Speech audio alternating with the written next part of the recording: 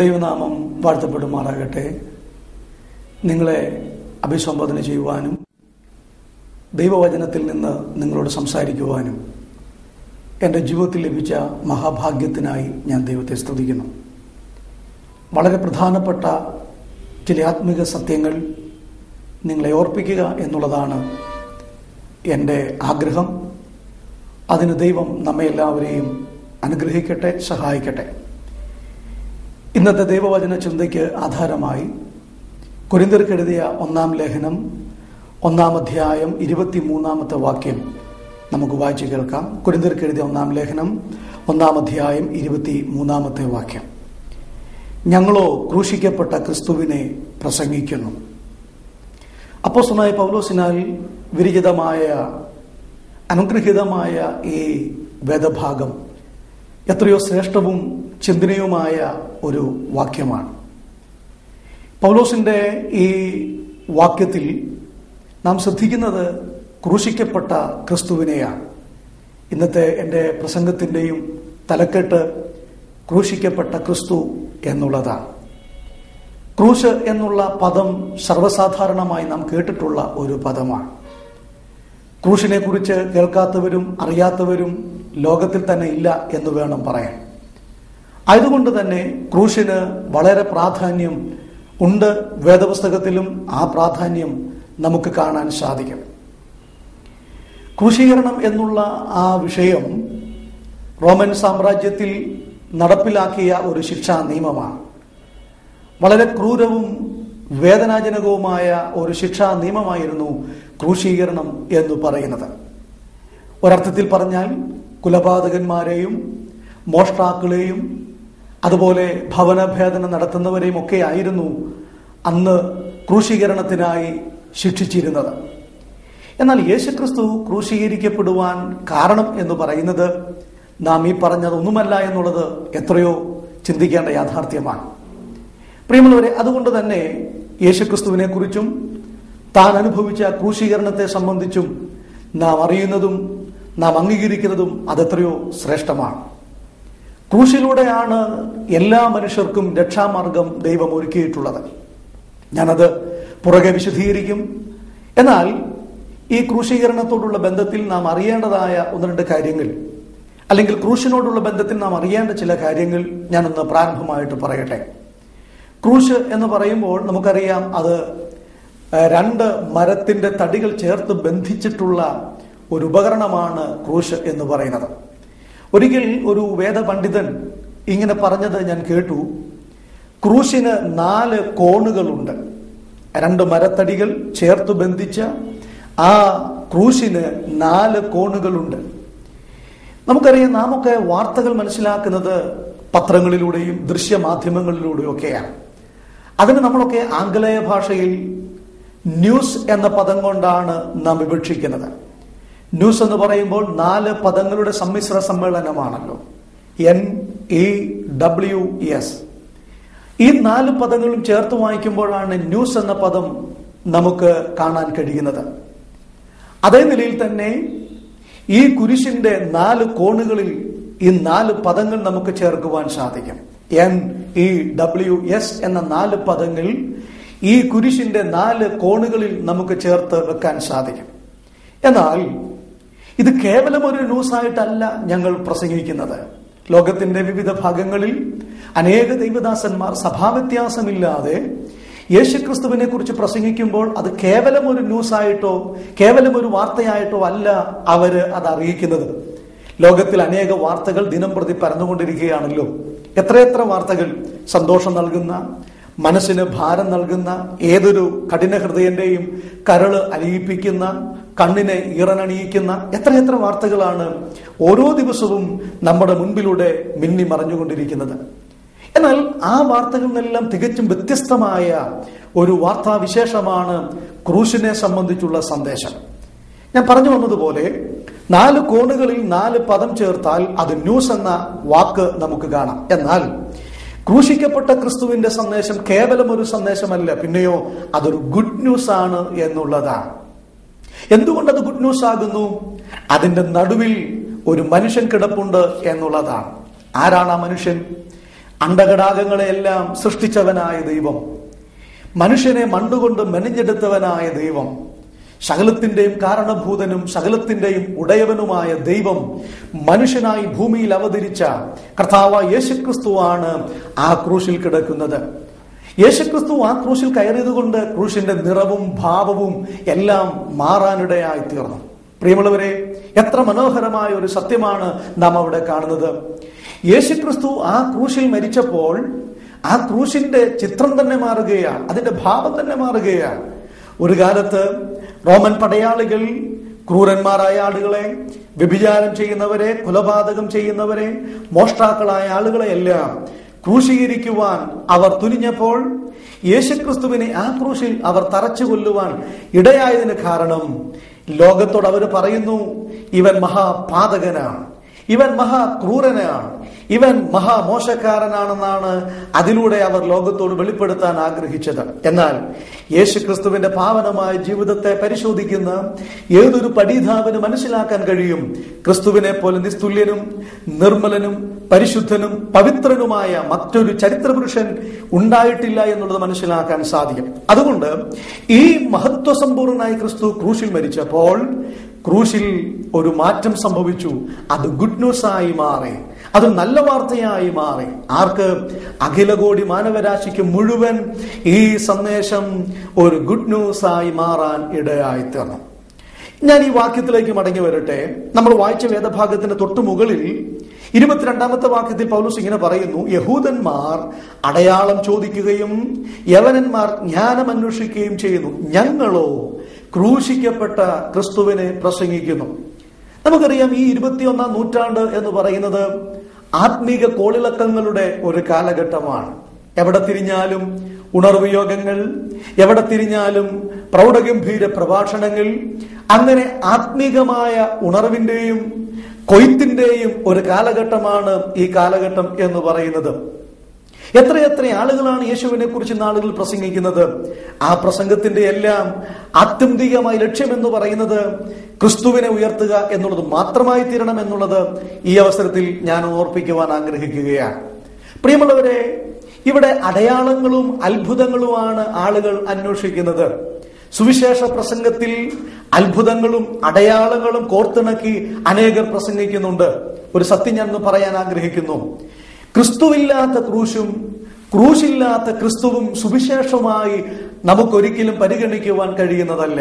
അങ്ങനെയാണെങ്കിൽ ഒരു സുവിശേഷ സന്ദേശത്തിൽ ക്രിസ്തു ഉണ്ടാകും, അതിൽ ക്രൂശിന്റെ ചിത്രവും നമുക്ക് കാണുവാനായി സാധിക്കും. എന്നാൽ ഈ നാളുകളിൽ ഉണ്ടാകുന്ന പ്രഭാഷകന്മാരെല്ലാം അത്ഭുതത്തിന്റെയും അടയാളത്തിന്റെയും ഭൗതിക നന്മയുടെയും അതുപോലെ തന്നെ മറ്റ് നേട്ടങ്ങളുടെ മാത്രം ഒരു വിഷയമായി സുവിശേഷത്തെ വിശകലനം ചെയ്യുകയാണ്.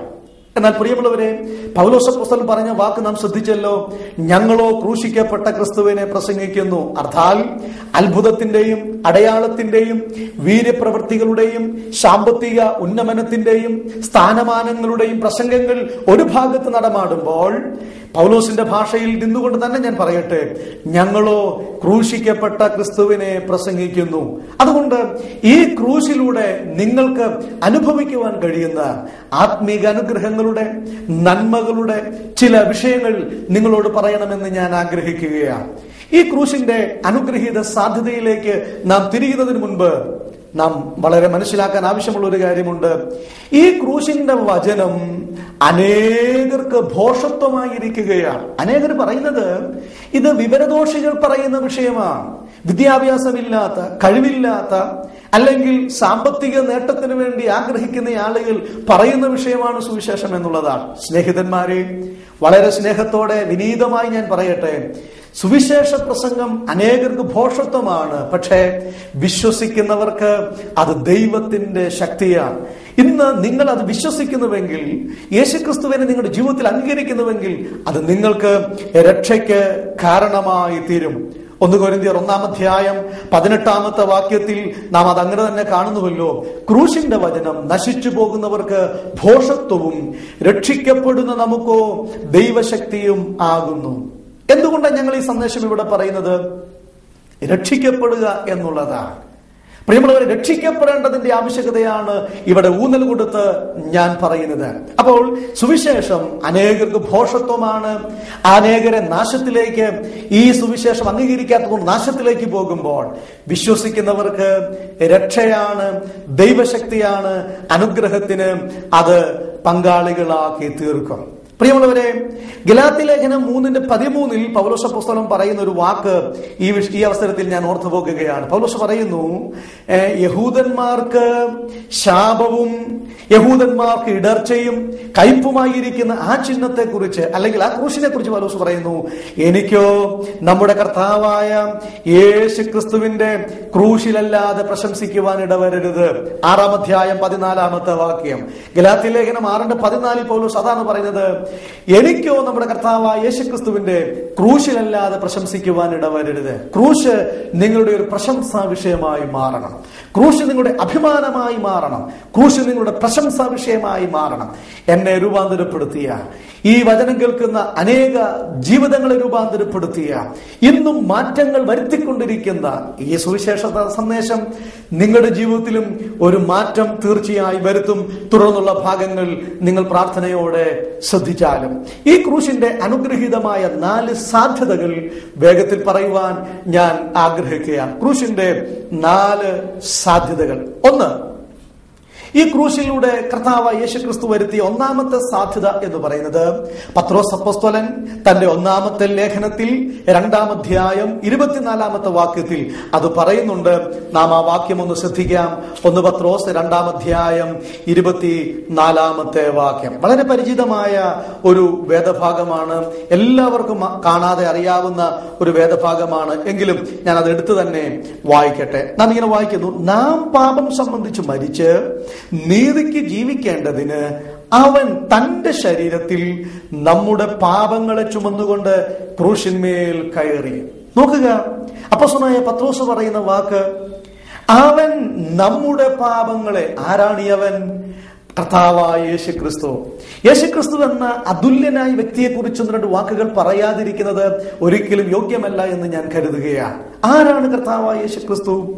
യേശുക്രിസ്തുവിനെ സംബന്ധിച്ച് അനേകമായ ചിന്തകൾ അല്ലെങ്കിൽ ചിന്താഗതികൾ മനുഷ്യനുണ്ടായിക്കൊണ്ടിരിക്കുകയാണ്. വ്യത്യസ്തമായ നിലയിൽ ചില ആളുകൾ യേശുവിനെ കുറിച്ച് മനസ്സിലാക്കുന്നത് ഒരു മതസ്ഥാപകനായിട്ടാണ്. സ്നേഹിതരെ, അല്ല കേട്ടോ, യേശുക്രിസ്തു ഒരു മതസ്ഥാപകനല്ല. പണ്ടൊക്കെ സ്കൂളുകളിൽ നാം പഠിച്ചിട്ടുണ്ട് ക്രിസ്തു മതസ്ഥാപകനാണ് ക്രിസ്തു എന്ന്. പക്ഷേ ബൈബിളിൽ അങ്ങനെ ഒരു പ്രയോഗമില്ല. നമുക്കറിയാം, 66 പുസ്തകങ്ങളുടെ സമാഹാരമാണല്ലോ ബൈബിൾ എന്ന് പറയുന്നത്. ഈ 66 പുസ്തകത്തിൽ 31,173 വാക്യങ്ങളുണ്ട്. ഈ വാക്യങ്ങളിൽ ഒരു വാക്യത്തിൽ പോലും ക്രിസ്തു മതം എന്ന വാക്ക് ഉപയോഗിച്ചിട്ടില്ല. അതിന്റെ അർത്ഥം ക്രിസ്തു മതത്തിന്റെ ആളല്ല. ക്രിസ്തുവിനെ കുറിച്ച് അത് മാർഗമായിട്ടാണ് പറയുന്നത്. ക്രിസ്തു മാർഗമാണ്. മാത്രമല്ല, യേശുക്രിസ്തു ദൈവമാണ്. താൻ ദൈവം തന്നെയാണ്. ചില ആളുകൾ യേശുക്രിസ്തു ദൈവമല്ല എന്ന് പറയുന്നുണ്ട്. പ്രിയമുള്ളവരെ, അതൊന്നും വിശദീകരിക്കുവാൻ ഞാൻ ഇപ്പോൾ താല്പര്യപ്പെടുന്നില്ല. യേശുക്രിസ്തു ദൈവമാണ്. അവൻ ദൈവമാണെന്ന് യോഹന്നാന്റെ സുവിശേഷം 1-ാം അധ്യായം സസൂക്ഷ്മം പഠിച്ചാൽ അത് നമുക്ക് അവിടെ കാണാൻ കഴിയുന്നുണ്ട്. അപ്പോൾ യേശുക്രിസ്തു ദൈവമാണ്, മതസ്ഥാപകനല്ല. താൻ ദൈവമാണ്, രക്ഷകനാണ്. ഏതാണ്ട് തണുപ്പുള്ള രാത്രിയിൽ മാലാഖമാർ, ആട്ടിടയന്മാർ പറഞ്ഞൊരു സത്യം നമുക്കറിയാം, സകല ജനത്തിനും ഉണ്ടാകുവാനുള്ള മഹാസന്തോഷം. അപ്പോൾ യേശുക്രിസ്തു സന്തോഷത്തിന്റെ ദൈവമാണ്. യേശുക്രിസ്തു പാപികളുടെ രക്ഷകനാണ്. തിമോഥെയോസിന്റെ ലേഖനത്തിൽ പൗലോസ് വീണ്ടും പറയുന്നു, ക്രിസ്തുയേശു പാപികളെ രക്ഷിക്കുവാൻ ലോകത്തിൽ വന്നു. അങ്ങനെ യേശുക്രിസ്തുവിന്റെ മഹത്വം വർണ്ണിക്കാൻ തുടങ്ങിയാൽ മണിക്കൂറുകൾ നമുക്ക് എടുക്കേണ്ടതായി വരും. പക്ഷെ സമയം അതിന് നമ്മെ അനുവദിക്കുന്നില്ലല്ലോ. അപ്പോൾ ഈ യേശുക്രിസ്തുവാണ് നമ്മുടെ പാപം ചുമന്നുകൊണ്ട് ക്രൂശിന്മേൽ കയറിയത്. അപ്പോൾ ക്രൂശിന്റെ അനുഗ്രഹീത സാധ്യതയിൽ ഒന്നാമത് നാം കാണുന്നത് പാപത്തിന് പരിഹാരമുണ്ടാക്കിയ സ്ഥലമാണ് ക്രൂശ് എന്നുള്ളതാണ്. പാപം എന്ന വാക്ക് വളരെ പഴയ ഒരു പദമാണ്. സാധാരണ ഒട്ടും തന്നെ ആളുകൾക്ക് കാതിന് ഇമ്പകരമല്ലാത്ത ഒരു പദമാണ് പാപം എന്ന് പറയുന്നത്. ഒരു കാലത്ത് എന്നെ പോലെയുള്ള ആളുകൾക്ക് എനിക്കൊക്കെ വളരെ അരോചകമുണ്ടാക്കിയ ഒരു വാക്കായിരുന്നു പാപം എന്ന് പറയുന്നത്. പക്ഷെ അത് പറയാതിരിക്കാൻ ഒക്കത്തില്ലല്ലോ. ഞങ്ങളുടെ മാന്യ ശ്രോതാക്കളെയും നിങ്ങളെ പാപികളെന്ന് വിളിക്കാനല്ല ഇപ്പോൾ ഞാൻ ഇവിടെ വന്നിരിക്കുന്നത്. പക്ഷേ ലോകത്തിൽ മനുഷ്യരെ മുഴുവൻ പാപികളെന്ന് ബൈബിൾ വെളിപ്പെടുത്തുന്നു. ബൈബിൾ മാത്രമാണോ? അല്ല. മറ്റ് ഇതര ഗ്രന്ഥങ്ങളെല്ലാം പരിശോധിച്ചാൽ മനുഷ്യൻ പാപിയാണെന്ന് വ്യക്തമായി നമുക്ക് കാണാൻ സാധിക്കും. അപ്പോൾ പാപം എന്ന് പറയുന്നത് മനുഷ്യകുലത്തിൽ എല്ലാവരിലുമുള്ള ഒരു പ്രതിഭാസമാണ്. പാപം ചെയ്യാത്ത ഒരു മനുഷ്യനും ഈ ലോകത്തിലില്ല. ബൈബിളിന്റെ തന്നെ ഭാഷയിൽ പറഞ്ഞാൽ പാപം ചെയ്യാത്ത മനുഷ്യൻ ഇല്ലല്ലോ. പാപം ചെയ്യാത്ത ആരും ഈ ലോകത്തിലില്ല. പ്രിയമുള്ളവരെ, ആദമിനാൽ സകല മനുഷ്യരും ഈ ലോകത്തിൽ പാപികളായി പിറന്നിരിക്കുകയാണ്. ആദമിൽ മനുഷ്യരെല്ലാവരും പാപികളായി തീർന്നു. അവന്റെ പാരമ്പര്യത്തിലാണ് നമ്മളെല്ലാവരും ജനിച്ചിരിക്കുന്നത്. ആദാമ്യ കുലത്തിലാണ് നാം പിറന്നിരിക്കുന്നത്. അതുകൊണ്ട് ഞാൻ പാപിയല്ല എന്ന് ആർക്കും പറയാൻ കഴിയുകയില്ല. ഞങ്ങളൊക്കെ വീടുകളിലും സുവിശേഷം പറയാനായിട്ട് പോകാറുണ്ട്. അപ്പോൾ ചില ആളുകളൊക്കെ ഞങ്ങളോട് പറയാറുണ്ട്, ബ്രദറെ, ഞങ്ങളാരും പാപികളല്ല, ഞങ്ങളാരും പാപം ചെയ്തിട്ടില്ല. അങ്ങനെ പറയുന്ന ധാരാളം ആളുകൾ, ഒരുപക്ഷെ ഇപ്പോൾ എന്നെ ശ്രദ്ധിക്കുന്നവരിലും ചിലർ പറയുന്നുണ്ടാകും, ഞാൻ മറ്റുള്ളവരെ പോലെയല്ല, ഞങ്ങളാരും പാപികളല്ല. ഞാൻ പറയട്ടെ പ്രിയമുള്ളവരെ, ബൈബിളിൽ തന്നെ അതിനൊരു വാക്യം പറയുന്നുണ്ട്, എന്നിൽ പാപമില്ല എന്ന് പറയുന്നുവെങ്കിൽ അവൻ ദൈവത്തെ അസത്യവാദിയാക്കുന്നു. അപ്പോൾ ദൈവത്തെ അസത്യവാദിയാക്കുന്ന ഒരു കാര്യമാണ് എന്നിൽ പാപമില്ല എന്ന് പറയുന്നത്. എന്നെ തന്നെ വഞ്ചിക്കുന്ന കാര്യമാണ് ഞാൻ പറയുന്നത്. പാപം ചെയ്യാത്ത ഒരു മനുഷ്യരും ഈ ലോകത്തിലില്ല. ജന്മന കർമ്മണ സകല മനുഷ്യരും പാപികളായിട്ട് ഈ ലോകത്തിൽ ജനിച്ചിരിക്കുകയാണ്. 51-ാമത്തെ സങ്കീർത്തനത്തിൽ ഇസ്രായേലിന്റെ മധുരഗായകനായ ദാവീദ് ഇങ്ങനെയാണല്ലോ പാടിയത്, ഇതാ ഞാൻ അകൃത്യത്തിൽ ഉരുവായി, പാപത്തിൽ എന്റെ അമ്മ എന്നെ ഗർഭം ധരിച്ചു. എന്താ പറഞ്ഞു വന്നത്? അമ്മയുടെ ഗർഭപാത്രത്തിൽ രൂഢമൂലമാകുമ്പോൾ തന്നെ നാം പാപികളായിട്ടാണ് അവിടെ രൂപം പ്രാപിക്കുന്നത്. നാം ഈ പ്രപഞ്ചത്തിലേക്ക്, ലോകത്തിലേക്ക് വരുന്നത് പാപത്തിന്റെ ഭാണ്ഡം പേറിക്കൊണ്ടാണ്. പാപികളായിട്ടാണ് ലോകത്തിൽ വരുന്നത്. മനുഷ്യരെല്ലാവരും പാപികളാണ്. നമ്മുടെ വിഷയം എന്ന് പറയുന്നത് പാപത്തിന് പരിഹാരമുണ്ടാക്കിയ ക്രിസ്തു എന്നുള്ളതാണ്. ഇന്ന് മനുഷ്യരെല്ലാവരും പാപമോചനത്തിന് വേണ്ടിയാണ് ആഗ്രഹിക്കുന്നത്. തീർത്ഥാടനങ്ങളും അതുപോലെ തന്നെ കർമ്മങ്ങളും അതുപോലെ മറ്റ് വഴിപാടുകളും നേർച്ചകളും ഇതെല്ലാം മനുഷ്യൻ ആവോളം ചെയ്യുന്നതിന് പ്രധാന കാരണം അവന്റെ പാപത്തിന് പരിഹാരമുണ്ടാകണം. എത്രയെത്ര സ്ഥലങ്ങളിൽ മനുഷ്യൻ പോകുന്നു, ഏതെല്ലാം ഉയരങ്ങളിലേക്ക് മനുഷ്യൻ കയറുന്നു, ആരുടെയൊക്കെ അടുക്കൽ മനുഷ്യൻ പോകുന്നു, എന്തോരം പണം മനുഷ്യൻ മുടക്കുന്നു, അവന്റെ സമയവും ആരോഗ്യവും അതിനുവേണ്ടി മനുഷ്യൻ മുടക്കുകയാണ്. മാന്യശ്രോതാവേ, ഒരു കാര്യം ഒന്ന് ചിന്തിച്ചു നോക്കൂ. നിങ്ങൾ ദീർഘനാളുകളായില്ലേ പാപത്തിന് വേണ്ടി കർമ്മം ചെയ്യാൻ തുടങ്ങിയിട്ട്? ദീർഘനാളായില്ലേ പാപത്തിന്റെ പരിഹാരത്തിന് വേണ്ടി യാത്രകൾ ചെയ്യാൻ തുടങ്ങിയിട്ട്? ദീർഘനാളായില്ലേ പാപമോചനത്തിന് വേണ്ടി അപേക്ഷിക്കാൻ തുടങ്ങിയിട്ട്? ആര് നിങ്ങൾക്ക് പാപമോചനം തന്നിട്ടുണ്ട്? എവിടെ നിങ്ങൾക്ക് പാപപരിഹാരം കിട്ടിയിട്ടുണ്ട്? ഇത്ര വർഷം നിങ്ങൾ ചെയ്തിട്ട് നിങ്ങൾക്ക് പാപമോചനം കിട്ടിയെന്ന് ആത്മാർത്ഥമായി പറയാൻ കഴിയുമോ? എന്നാൽ ഇന്ന് ഒരു സത്യം ഞങ്ങൾ വിളിച്ചു പറയട്ടെ. 2011 വർഷങ്ങൾക്ക് മുൻപ് ആകാശം ചായ്ച്ച് അവനിയിൽ അവതരിച്ച കർത്താവായ യേശു ക്രിസ്തു, സ്നേഹിത, താങ്കളുടെ പാപം ചുമന്നുകൊണ്ടാണ് ക്രൂശിന്മേൽ കയറിയത്. ഹൈന്ദവനെന്നോ ക്രൈസ്തവനെന്നോ ഇസ്ലാമെന്നോ അതുപോലെ തന്നെ ബുദ്ധനെന്നോ പാർസിനെന്നോ വ്യത്യാസമില്ലാതെ എല്ലാവർക്കും വേണ്ടി മരിച്ചു. ഒന്നും കൂടെ പറഞ്ഞാൽ, ഇവിടെ ജാതിയോ മതമോ നിറമോ ഭാഷയോ ഒന്നും കർത്താവ് നോക്കാതെ, യേശു ക്രിസ്തു അത് നോക്കാതെ എല്ലാവർക്കും വേണ്ടി മരിച്ചു. അതാണല്ലോ എബ്രായ ലേഖന കർത്താവ് പറയുന്നത്, എല്ലാവർക്കും വേണ്ടി യേശു ഏക പാപപരിഹാരം വരുത്തി എന്നാണ് നമ്മൾ വായിക്കുന്നത്. ക്രിസ്തു പാപപരിഹാരം വരുത്തി. ഒരു സത്യം മനസ്സിലാക്കണമേ, ഇവിടെ പാപം ചെയ്യാത്ത മനുഷ്യനില്ല എന്ന് ഞാൻ പറഞ്ഞുവല്ലോ. ഇവിടെ പാപത്തിന്റെ മലിനത ഇല്ലാത്ത ഒരു സ്ഥലവുമില്ല. ആദാമിൽ ഭൂമി ശപിക്കപ്പെട്ടു. ആദാം മുഖാന്തരം ദൈവം പറയുന്നു, നിന്റെ നിമിത്തം ഭൂമി ശപിക്കപ്പെട്ടിരിക്കുന്നു. അങ്ങനെയാണെങ്കിൽ പാപത്തെ കഴുകിക്കളയാൻ കഴിയുന്ന ഏത് പുണ്യനദി ലോകത്തിലുണ്ട്? പാപത്തെ പരിഹരിച്ചു തരാൻ കഴിയുന്ന ഏതൊരു പുണ്യപുരുഷൻ ഇവിടെയുണ്ട്? പാപത്തെ ഇറക്കി വയ്ക്കാൻ കഴിയുന്ന ഏതൊരു പുണ്യ സ്ഥലം ഇവിടെയുണ്ട്? ഈ ഭൂമി ആദം മുഖാന്തരം ശപിക്കപ്പെട്ടതായതുകൊണ്ട്, മലിനതപ്പെട്ടതായതുകൊണ്ട് പാപം കഴുകിക്കളയാൻ ഒരു പുണ്യനദിയും ഇവിടെയില്ല. പാപം ഇറക്കി വയ്ക്കാൻ കഴിയുന്ന ഒരു പുണ്യ സ്ഥലവും ഇവിടെയില്ല. പാപത്തെ പരിഹരിച്ചു തരാൻ കഴിയുന്ന ഒരു പുണ്യാത്മാവും ഈ ലോകത്തിലില്ല. കാരണം മനുഷ്യരെല്ലാവരും പാപികളാണ്. എന്നാൽ ഇതാ ആകാശം ചായച്ചിറങ്ങി വന്ന് കർത്താവ് യേശു പറഞ്ഞു, നിങ്ങളിൽ ആര് എന്നെ പാപത്തെ കുറിച്ച് ബോധം വരുത്തും? യേശുവിൽ പാപമില്ലായിരുന്നു, അവൻ പാപം ചെയ്തിട്ടില്ല. പ്രിയമുള്ളവരെ, അവനിൽ വഞ്ചനയില്ലായിരുന്നു. പാപം അറിഞ്ഞിട്ടില്ലാത്തവൻ, പാപം ചെയ്തിട്ടില്ലാത്തവൻ ഇതാ പാപികൾക്ക് വേണ്ടി പാപം ചുമന്നുകൊണ്ട് ക്രൂശിന്മേൽ കയറാനിടയായി. നമ്മുടെ പാപമാണ് ക്രിസ്തു ചുമക്കാനിടയായി തീർന്നത്. അതുകൊണ്ട് ഇനി നിങ്ങൾ എന്ത് ചെയ്യേണ്ട? പാപത്തിന്റെ ചുമട് നിങ്ങൾ ഇനി ചുമക്കാൻ ആവശ്യമില്ല. പാപത്തിന്റെ പരിഹാരത്തിന് വേണ്ടി നിങ്ങൾ കർമ്മം ചെയ്യാൻ ആവശ്യമില്ല. ക്രിസ്തു നിങ്ങൾക്ക് വേണ്ടി അത് പരിഹരിച്ചു തന്നിട്ടുണ്ട്. ക്രിസ്തു അത് നമുക്ക് വേണ്ടി ഏറ്റെടുത്ത് പരിഹാരം വരുത്തുവാനിടയായി. എബ്രായ ലേഖനത്തിൽ നാം 2-ാം അധ്യായം 14-ാമത്തെ വാക്യത്തിൽ ഇങ്ങനെ വായിക്കുന്നു, മക്കൾ ജഡരക്തങ്ങളോട് കൂടിയവരാകിയാൽ അവനും അവരെ പോലെ ജഡരക്തങ്ങളോട് കൂടിയവനായി മരണത്തിന്റെ അധികാരിയായ പിശാചിനെ തന്റെ മരണത്താൽ നീക്കി ജീവപര്യന്തം മരണഭീതിയിൽ അടിമകളായിരുന്നവരെ എല്ലാവരെയും മോചിപ്പിക്കാനിടയായി. സ്തോത്രം! എത്ര മനോഹരമായ കാര്യം! പാപത്തിന്റെ അടിമത്വത്തിൽ കഴിഞ്ഞ, പിശാചിന്റെ അടിമകളായി കഴിഞ്ഞ സകല ജനതയെയും ക്രിസ്തു മോചിതനാക്കുന്നവനാണ്.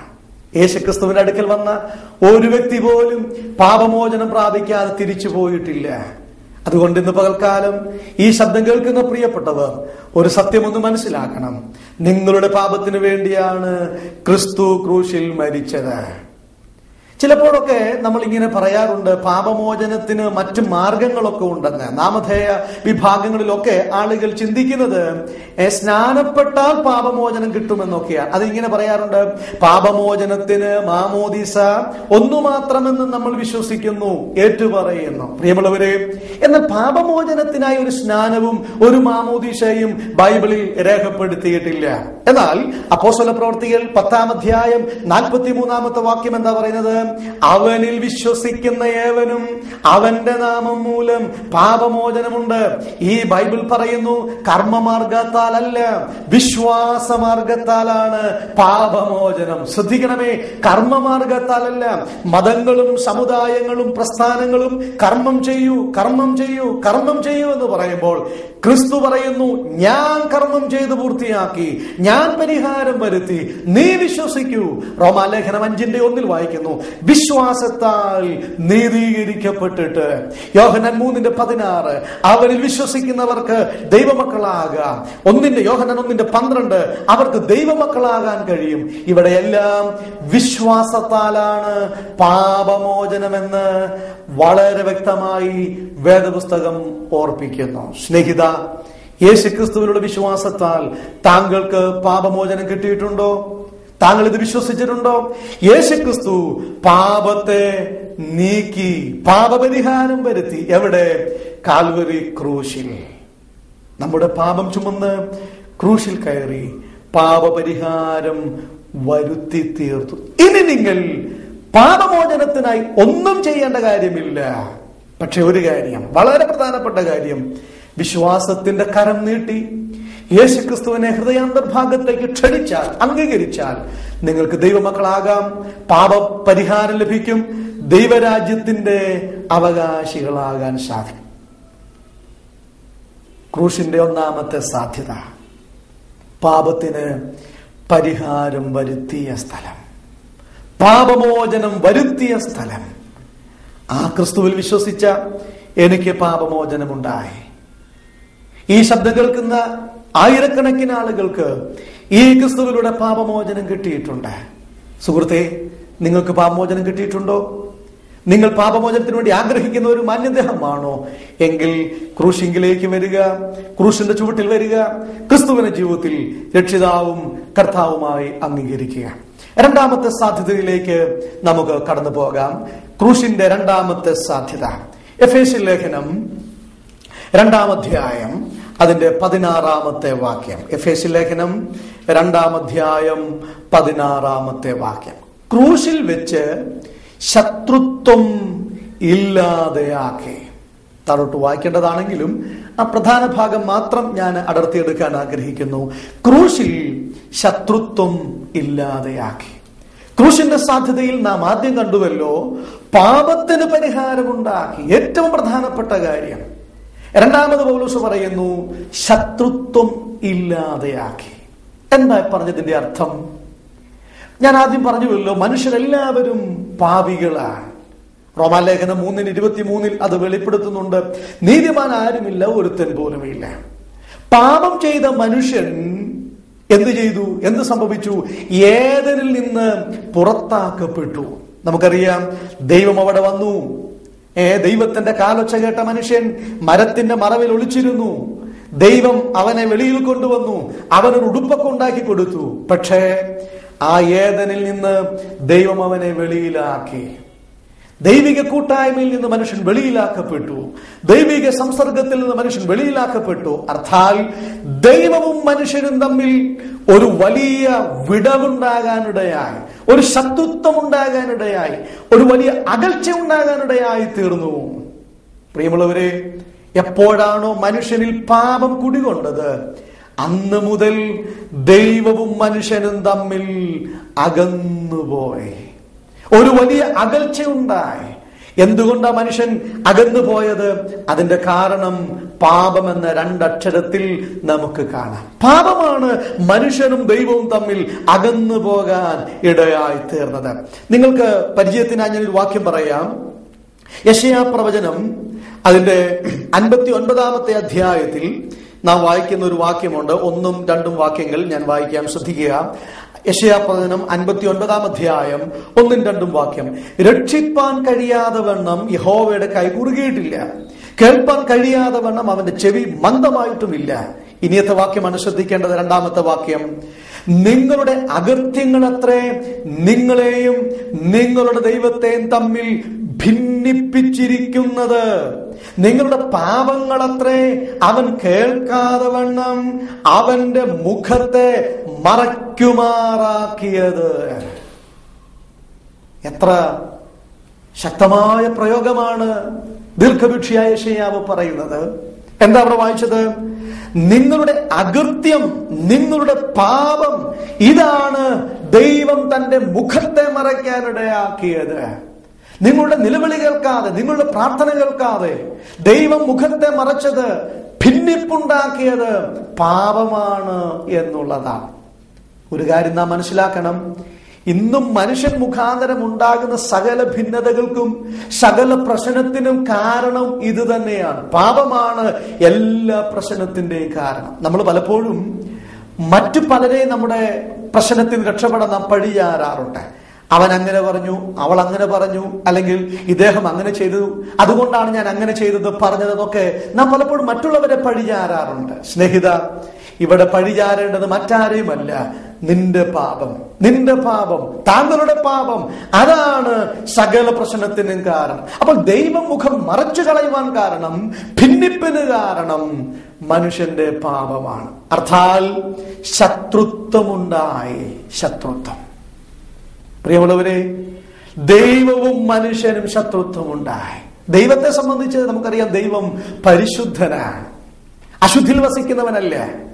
ദൈവം പരിശുദ്ധനാണ്. അതുകൊണ്ടാണ് ബഹുമാനപ്പെട്ട നമ്മുടെ വൈദികരൊക്കെ കുർബാന സമയത്ത് ഇങ്ങനെ ചൊല്ലാറുണ്ടല്ലോ, ദൈവമേ നീ പരിശുദ്ധനാകുന്നു, ബലവാനേ നീ പരിശുദ്ധനാകുന്നു, മരണമില്ലാത്തവനെ നീ പരിശുദ്ധനാകുന്നു.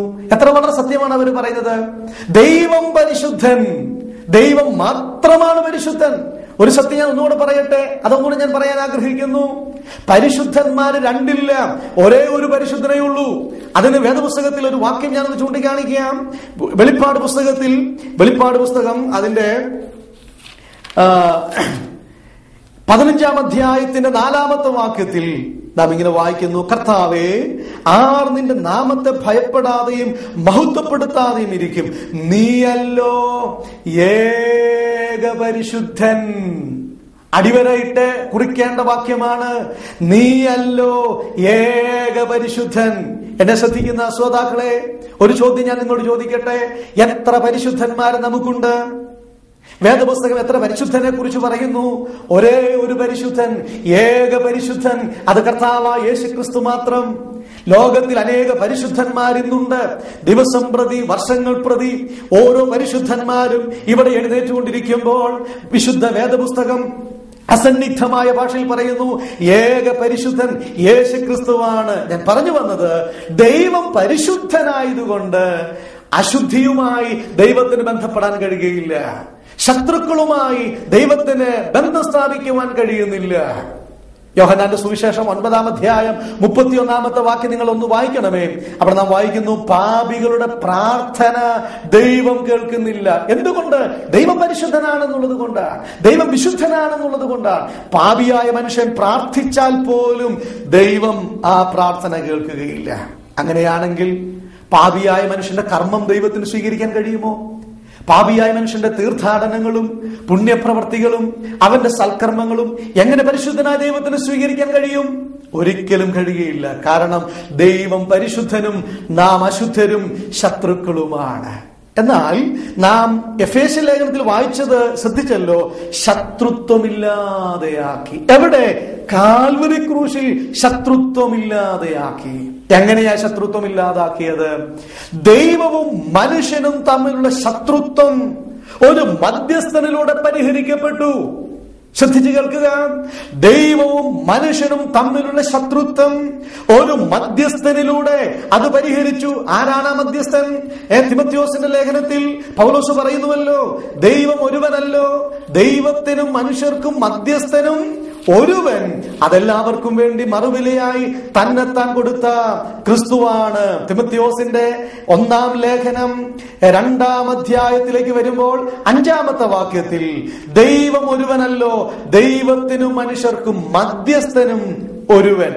ഒരു പരിശുദ്ധൻ, ഒരു മധ്യസ്ഥൻ.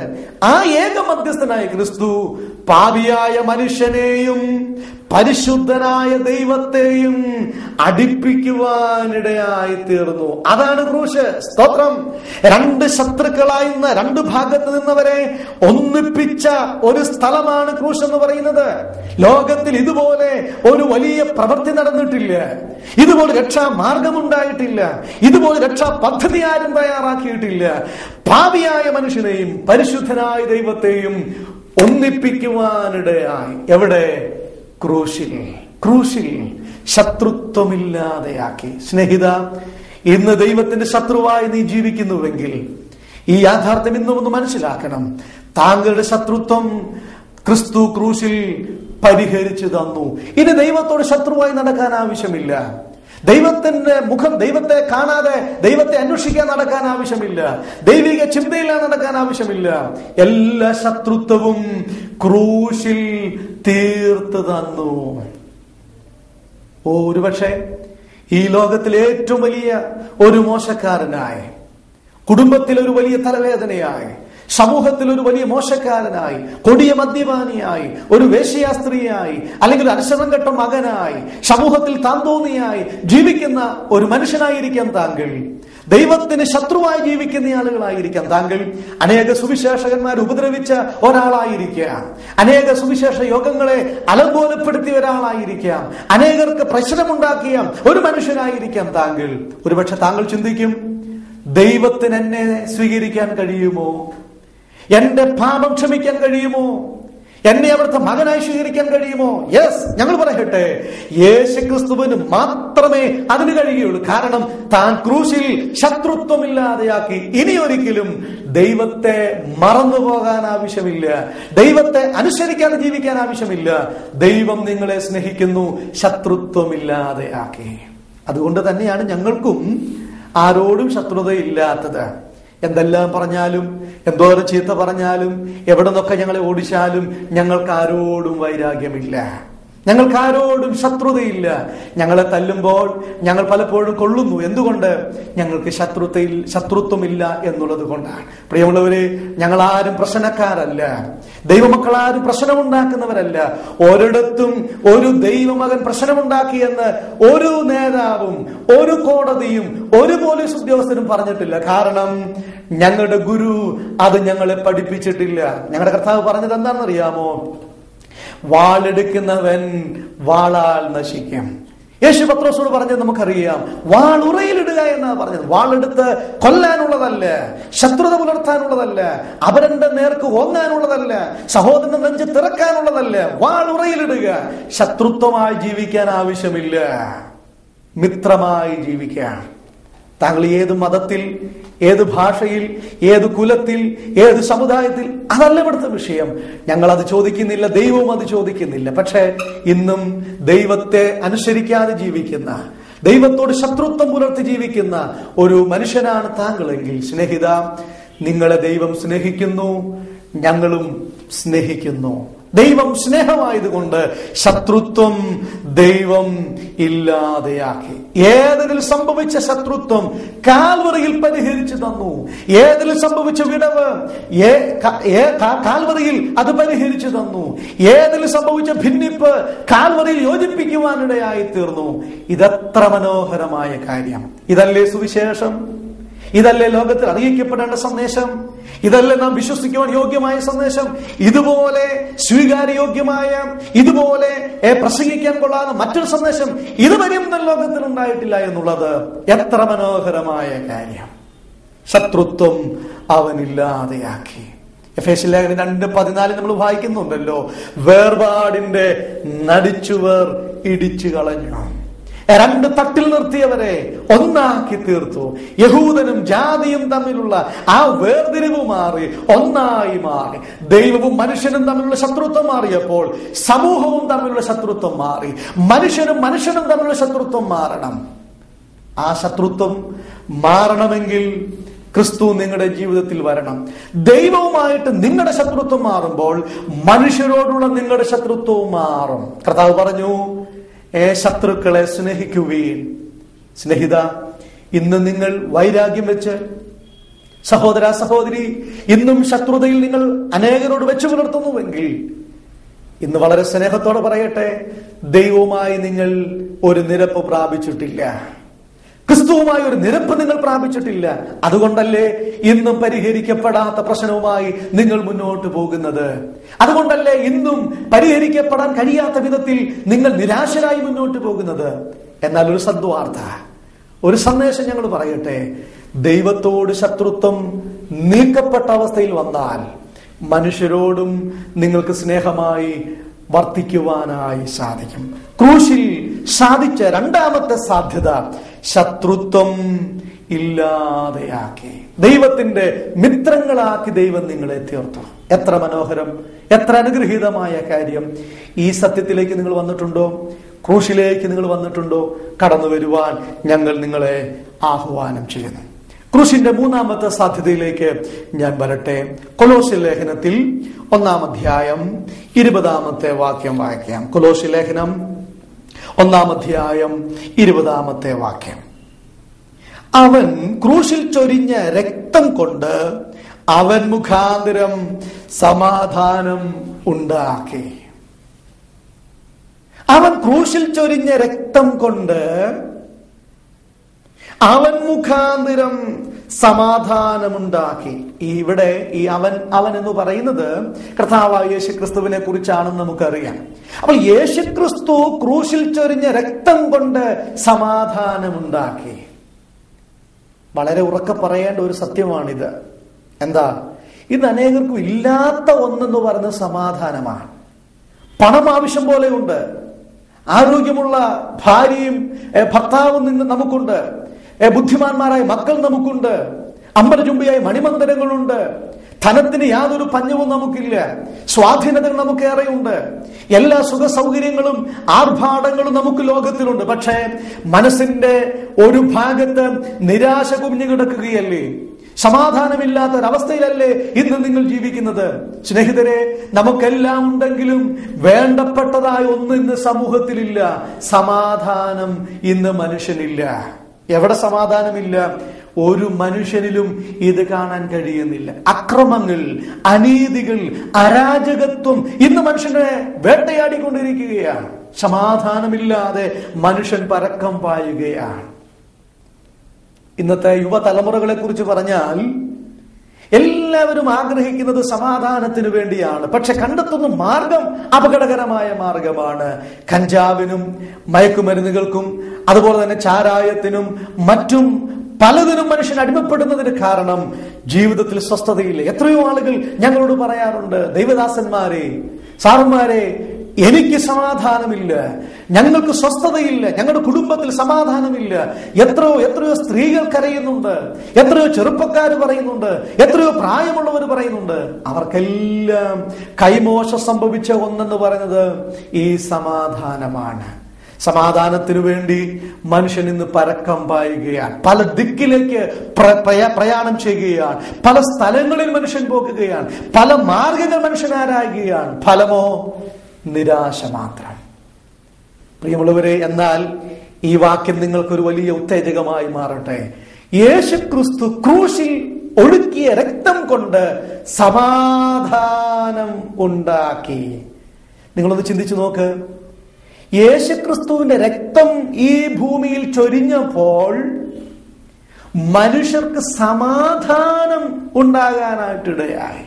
നമുക്കറിയാം, ഒരു നേതാവ് കൊല്ലപ്പെട്ടാൽ, ഒരു രാഷ്ട്രീയ നേതാവ്, പ്രമുഖനായ ഒരു രാഷ്ട്രീയ നേതാവ് കൊല്ലപ്പെട്ടു എന്നിരിക്കട്ടെ, ഇവിടെ സമാധാനം ഉണ്ടോ അതോ അസമാധാനമാണോ ഉണ്ടാകുന്നത്? നമുക്കറിയാം, നമ്മുടെ മാധ്യമങ്ങളൊക്കെ പറയും, അവർ വിളിച്ചു പറയുന്നുണ്ടല്ലോ, അക്രമമുണ്ടായി, അവിടെ കല്ലേറുകൾ ഉണ്ടായി, KSRTCയുടെ ചില്ല് തകർത്തു, അല്ലെങ്കിൽ പിക്കറ്റിംഗ് ഉണ്ടായി, ഒരുപാട് സമരങ്ങൾ, ബന്ദികൾ, ഇതൊക്കെ ഒന്നിനു പുറകെ ഒന്നായി നടക്കുകയാണ്. എന്നാൽ ഇത് കർത്താവായ യേശുക്രിസ്തു റോമൻ പടയാളികളാൽ പിടിക്കപ്പെട്ട് കാൽവറി ക്രൂശിൽ കൈകാലുകൾ ആണികളാൽ ബന്ധിക്കപ്പെട്ട് പ്രിയമുള്ളവരെ രക്തം ചിന്തി മരിച്ചപ്പോൾ ഇവിടെ അക്രമമല്ല ഉണ്ടായത്, ഇവിടെ ക്രമസമാധാനം നഷ്ടപ്പെടുകയല്ല ചെയ്തത്. ഇവിടുത്തെ ഭരണാധികാരികൾ, അന്നത്തെ ഭരണാധികാരികൾക്ക് ഒരു വലിയ ഒരു പ്രശ്നമല്ല ഇവിടെ സൃഷ്ടിച്ചത്. ഇവിടെ നാം വായിച്ചതല്ലോ സമാധാനം. യേശുക്രിസ്തുവിന്റെ ജനനം പോലും സമാധാനത്തിനു വേണ്ടിയുള്ളതായിരുന്നു. തന്റെ ജനനം പോലും സമാധാനത്തിനു വേണ്ടിയുള്ളതായിരുന്നു. ആർക്ക്? എനിക്കും നിങ്ങൾക്കും, സമാധാനമില്ലാത്ത ആളുകൾക്ക്. ഈ സുവിശേഷത്തിന്റെ ഏറ്റവും വലിയ പ്രത്യേകത എന്ന് പറഞ്ഞാൽ അത് തന്നെയാണ്. ഏത്? സമാധാനമില്ലാത്തവർക്ക് സമാധാനം. മാലാഖമാര് പറഞ്ഞത് അതല്ലേ ആട്ടിടയന്മാരോട്? സകല ജനത്തിനും ഉണ്ടാകുവാനുള്ള മഹാസന്തോഷം, സ്തോത്രം, മഹാസന്തോഷമാണ് സുവിശേഷം. സമാധാനത്തിന്റെ സന്ദേശമാണ് സുവിശേഷം എന്ന് പറയുന്നത്. സ്നേഹിത, സമാധാനമില്ലാതെ നീ നട്ടോട്ടം ഓടുന്നുവെങ്കിൽ, സമാധാനമില്ലാതെ ഇന്നും പരക്കം പായുന്നുവെങ്കിൽ, ക്രിസ്തുവിന്റെ ക്രൂശിൽ നിങ്ങൾക്ക് സമാധാനം കണ്ടെത്താൻ കഴിയും. ഞാന് ഒരു സ്ഥലത്ത് സുവിശേഷ പ്രവർത്തനത്തിൽ വീടുകൾ സന്ദർശിങ്ങനെ പോകുമ്പോൾ ഒരു വീട്ടിൽ ഞാനും എന്റെ കൂടെ ഒരു ദൈവദാസനുമാണ്. ഞങ്ങൾ രണ്ടുപേരും ഒരു വീട്ടിൽ ചെന്നു. ഒരു ചെറിയ കുടിലാണ്, തല കുമ്പിട്ടാണ് ഞങ്ങൾ അതിൽ കയറിയത്. അവിടെ ഇരിക്കാൻ പോലും ഒരു നല്ല സൗകര്യമില്ലായിരുന്നു. പക്ഷെ അവിടുത്തെ അമ്മച്ചി വളരെ സന്തോഷത്തോടെ ഞങ്ങളെ സ്വീകരിച്ചു. ഉള്ള ഇരിപ്പിടത്തിൽ ഞങ്ങൾ ഇരുത്തി ഞങ്ങൾ സുവിശേഷം പറയുകയാണ്. ഒരു 25-26 വയസ്സ് പ്രായമുള്ള ഒരു പെൺകുട്ടി ആ വീട്ടിൽ ഉണ്ടായിരുന്നു. അവളുടെ അമ്മയുടെ ജ്യേഷ്ഠത്തെയാണ് ഈ വീട്ടിലുള്ളത്. അവരുടെ വീട്ടിലാണ് അവൾ വന്നിരിക്കുന്നത്. ഞങ്ങളിങ്ങനെ സുവിശേഷം പറഞ്ഞുകൊണ്ടിരിക്കുമ്പോൾ ഞാൻ ഈ പെൺകുട്ടിയെ ശ്രദ്ധിച്ചപ്പോൾ അവളുടെ കണ്ണുകൾ നിറയുന്നു, അവൾ കരയുന്നുണ്ട്. ഞങ്ങൾ ആരും കാണാതെ അവൾ കണ്ണുനീർ തുടയ്ക്കുന്നുണ്ട്. പക്ഷെ കരച്ചിൽ അവൾക്ക് അടക്കാൻ കഴിയുന്നില്ല. അവസാനം ഞങ്ങളോട് ചോദിച്ചു, എന്തിനാ സഹോദരി കരഞ്ഞത്? അവൾ പറഞ്ഞു, ദൈവദാസന്മാരെ, ഇതിന്റെ അരികെ കൂടെ പോകുന്ന റെയിൽവേ ട്രാക്കിൽ, അതൊരു റെയിൽവേ ട്രാക്കിന്റെ സമീപത്തുള്ള ഒരു വീടാണ്, ഇതിലെ പോകുന്ന ട്രെയിന് തലവെച്ച് എന്റെ ജീവിതം അവസാനിപ്പിക്കാനാണ് ഞാൻ വന്നത്. എനിക്ക് സമാധാനമില്ല, എനിക്ക് സ്വസ്ഥതയില്ല. ഭർത്താവുണ്ട്, ഒരു കുടുംബിനിയായ സ്ത്രീയാണ്. പക്ഷെ ഒരു വലിയ പ്രശ്നം അവളെ അലട്ടുന്നുണ്ട്. സമാധാനം നഷ്ടപ്പെട്ട ഒരവസ്ഥയിലാണ് അവൾ നിൽക്കുന്നത്. ഇന്ന് രാവിലെ തന്നെ ഇതിലെ പോകുന്ന ട്രെയിന് എന്റെ ജീവിതം അവസാനിപ്പിക്കാൻ ഞാൻ ആഗ്രഹിച്ചാണ് വന്നതെന്ന് പറഞ്ഞു. പ്രിയമുള്ളവർ, എന്നിട്ട് അവൾ ഇങ്ങനെ പറഞ്ഞു, ദൈവദാസന്മാരെ, ഇനി ഞാൻ ആത്മഹത്യയെക്കുറിച്ച് ചിന്തിക്കുക പോലുമില്ല. യേശുക്രിസ്തു എന്റെ ജീവിതത്തിലേക്ക് വന്നു. എനിക്ക് സ്വസ്ഥതയുണ്ടായി, എനിക്ക് സമാധാനമുണ്ടായി. എന്റെ ജീവിതത്തിൽ ഒരു വലിയ ചോദ്യം അത് ക്രിസ്തുവിലൂടെ എനിക്ക് പരിഹാരമായിട്ട് കിട്ടി. ആത്മഹത്യ ഇനി ഞാൻ ചിന്തിക്കുകയില്ല, യേശു ക്രിസ്തുവിനെ ജീവിതത്തിൽ അംഗീകരിപ്പാനായിട്ടിടയായി. ഇങ്ങനെ എത്ര ആളുകൾ ഈ ക്രിസ്തുവിനെ അംഗീകരിച്ചവരായിട്ടുണ്ട്. അവരെല്ലാം സന്തോഷം അനുഭവിക്കുന്നു, സമാധാനം അനുഭവിക്കുന്നു. ഞാൻ ചോദിക്കട്ടെ, ഇവിടുത്തെ രാഷ്ട്രീയ നേതാക്കന്മാരുടെ പ്രസംഗം കേട്ടിട്ട് സ്നേഹിത, നിന്റെ അല്ലെങ്കിൽ താങ്കളുടെ മദ്യപാനം മാറിയെന്ന് നിങ്ങൾക്ക് പറയാൻ കഴിയുമോ? മുഖ്യമന്ത്രിയുടെയോ പ്രതിപക്ഷ നേതാവിന്റെയോ മറ്റ് മന്ത്രിമാരുടെയോ അല്ലെങ്കിൽ രാഷ്ട്രീയ നേതാക്കളുടെ മതഗുരുക്കന്മാരുടെയോ ഒക്കെ പ്രസംഗം കേട്ടിട്ട് എനിക്ക് സ്വസ്ഥതയുണ്ടായി, സമാധാനമുണ്ടായി എന്ന് എത്ര പേർക്ക് പറയാൻ കഴിയും? എന്നാൽ ഒരു സത്യം പറയാം, ഈ ബൈബിൾ എന്റെ ജീവിതത്തിലേക്ക് വന്നപ്പോൾ, ക്രിസ്തു എന്റെ ഹൃദയത്തിലേക്ക് വന്നപ്പോൾ, ക്രിസ്തു ഞങ്ങളുടെ ഭവനത്തിലേക്ക് വന്നപ്പോൾ, ഞങ്ങൾക്ക് സമാധാനമുണ്ടായി, സന്തോഷമുണ്ടായി. മദ്യപാനം മാറി, മോശമായ ജീവിത രീതി മാറി, അസഭ്യം പറയുന്നത് മാറി, കുടുംബത്തിലേക്ക് സാമ്പത്തികം വരാൻ തുടങ്ങി, അനുഗ്രഹങ്ങൾ നന്മകൾ വരാൻ തുടങ്ങി.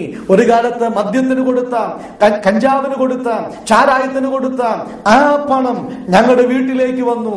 കുഞ്ഞുങ്ങൾക്ക് ആഹാരമുണ്ടായി, ഭാര്യയ്ക്ക് വസ്ത്രമുണ്ടായി, കുടുംബത്തിൽ സ്വസ്ഥതയുണ്ടായി. എത്ര സമാധാനം! യേശു ക്രിസ്തു ഒരു വ്യക്തിയുടെ ജീവിതത്തിൽ വരുത്തുന്ന മാറ്റം എത്രയോ വലുതാണ്. ഇതുപോലെ മാറ്റം വരുത്തുന്ന മറ്റൊരു സന്ദേശം ഈ അവനിമുഖത്തില്ല. അതുകൊണ്ടാണ് ഈ സുവിശേഷം ഞങ്ങൾ പ്രസംഗിക്കുന്നത്. അതുകൊണ്ടാണ് ഈ സന്ദേശം നിങ്ങളോട് ഞങ്ങൾ ഇത് പറയുന്നത്.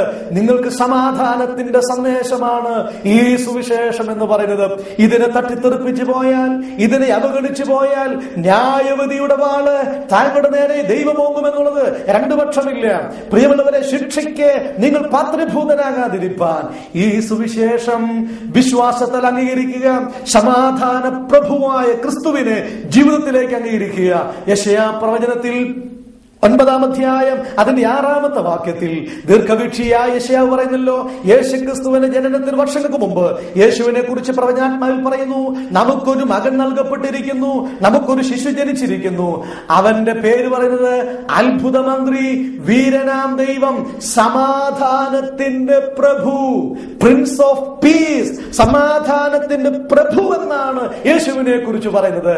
ഞാനൊരു കാര്യം ചോദിക്കട്ടെ, ഇവിടെ എത്ര മഹാന്മാർ ജനിച്ചിട്ടുണ്ട്, എത്ര ഗുരുക്കന്മാർ ഇവിടെ ജനിച്ചിട്ടുണ്ട്, എത്രയെത്ര നേതാക്കന്മാർ ഇതിനോടകം ഇവിടെ കടന്നു വന്നിട്ടുണ്ട്. എന്നാൽ സമാധാനത്തിന്റെ പ്രഭു എന്ന പേരിൽ ഇവിടെ ജനിച്ചത് യേശു മാത്രമാണ്. സമാധാനത്തിന്റെ നായകൻ എന്ന പേരിൽ, സമാധാനത്തിന്റെ ഉറവിടം എന്ന നാമകരണത്തിൽ ഭൂമിയിൽ ജനിച്ച ഏക ചരിത്ര പുരുഷൻ കർത്താവായ യേശു ക്രിസ്തുവായതുകൊണ്ട് പൗലോസിന്റെ ഭാഷയിൽ തന്നെ പറയട്ടെ, ക്രൂശിനെ ഞങ്ങളും പ്രശംസിക്കുന്നു, ക്രൂശിനെ ഞങ്ങളും പ്രസംഗിക്കുന്നു. ഈ ക്രൂശിന്റെ വചനം അനേകർ ഭോഷത്വമായി കാണുമ്പോൾ, അനേകർക്ക് ശാപമായി, അനേകർ കൈപ്പോടെ കാണുമ്പോൾ, ഇന്ന് ഈ സമയത്ത് എനിക്ക് സന്തോഷത്തിന്റെ സന്ദേശമാണ്, അനേകർക്ക് സന്തോഷത്തിന്റെ സന്ദേശമാണ്. നിങ്ങൾക്കും ഇത് സന്തോഷത്തിന്റെ സന്ദേശമായി പരിണമിക്കട്ടെ എന്ന് ഞാൻ ആഗ്രഹിക്കുന്നു. ക്രൂശിന്റെ സാധ്യത സമാധാനം ഉണ്ടാക്കി, സമാധാനമുണ്ടാക്കി. യെശയ്യാ പ്രവചനം 53-ാം അധ്യായത്തിന്റെ 5-ാമത്തെ വാക്യത്തിൽ നാം ഇങ്ങനെ കാണുന്നുണ്ട്, സമാധാനത്തിനായുള്ള ശിക്ഷ അവന്റെ മേലായി. സ്നേഹിതരെ, സമാധാനത്തിന് ഒരാൾ ശിക്ഷ അനുഭവിക്കുക എന്നോ എന്തൊരു വിരോധാഭാസമായ പ്രയോഗം! സമാധാനം കിട്ടാൻ ഒരാൾ ശിക്ഷിക്കപ്പെടുന്നു. സമൂഹത്തിന് വേണ്ടി, ലോകത്തിന്, ഈ ലോകത്തിന് സമാധാനം കിട്ടാൻ ഒരാൾ ശിക്ഷിക്കപ്പെട്ടു.